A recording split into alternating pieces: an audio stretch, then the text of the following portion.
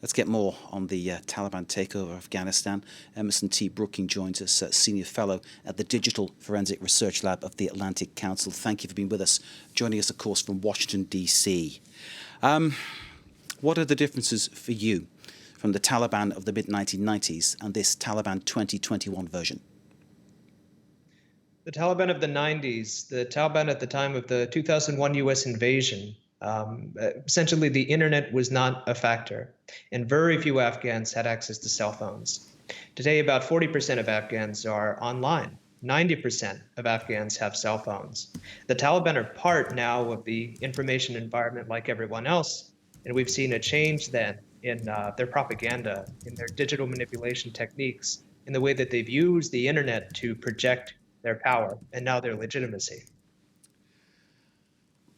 Can this Taliban be trusted, do you think?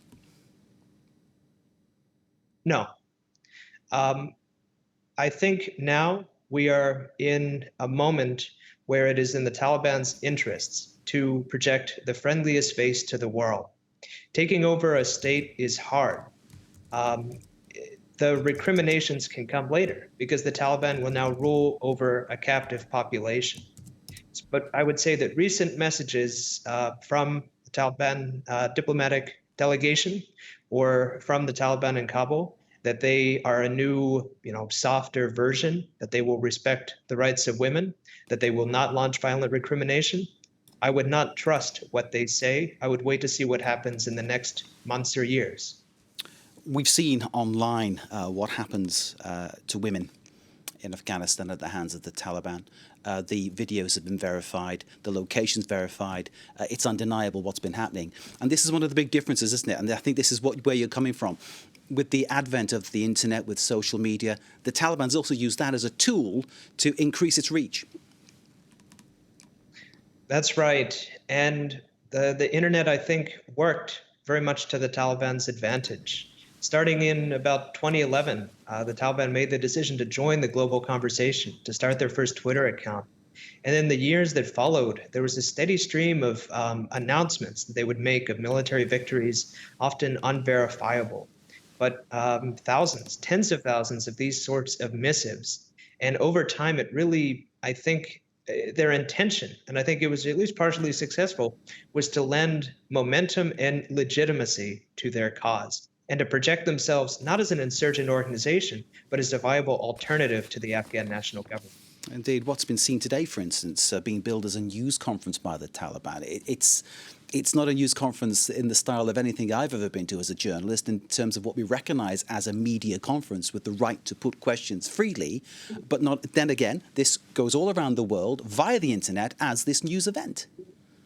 Right. It's a news conference under duress. And something else that I've noticed, just because of the way flows of information on the internet work, because of the cognizance of Afghans in Kabul about the dangers of the Taliban, there's now an extraordinary degree of self-censorship. Women have stopped going outside. Journalists are rightfully hiding in place. The Taliban may not need to take the same repressive measures that it did in the 90s if so many people are immediately abiding because they know what's coming. And that is a scary thing, isn't it? That automatically people revert to what is expected of them by those who have seized power. What do you sense then is in store for the people of Afghanistan in the days, weeks, months, years to come, and especially for women and girls? I think that things will happen slowly. It will take time for the Taliban to assert control over the territory that they've captured, the state institutions that they've captured. And it's also in the Taliban's interests for now to appear as, soft and changed as possible. But I think we will see the true face of the Taliban in months or years. And something that deeply concerns me is that for people who assisted Western forces in Afghanistan, who assisted or supported the Afghan national government, records of their support are also last forever on social media and the internet. So I fear the Taliban have all the time in the world to take these harsh, punitive, recriminatory steps against those who wanted a better life in Afghanistan. The key role there of the internet in every aspect of what is happening. Emerson T. Brooking from the Digital Forensic Research Lab at the Atlantic Council. Thank you, sir, for joining us there from Washington, D.C. Thank you. You're very welcome, sir.